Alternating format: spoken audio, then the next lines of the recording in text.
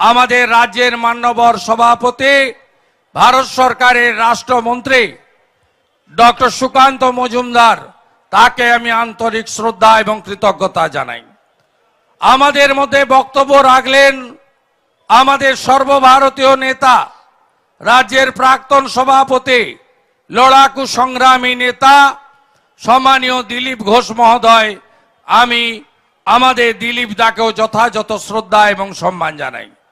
আমাদের মধ্যে প্রাক্তন রাজ্যপাল, আমাদের অভিভাবক সমনেতা তথাগত রায় মহোদয় রয়েছেন, তাকে আমি প্রণাম নিবেদন করি। আমাদের মধ্যে প্রাক্তন সভাপতি রাহুল সিনহা মহোদয়, আমাদের মধ্যে প্রধান মুখপাত্র রাজ্যসভার সাংসদ শ্রমিক ভট্টাচার্য মহোদয় সহ প্রথম সারির সমস্ত নেতা নেত্রীরা রয়েছেন। আমি বিশেষ করে মাতৃ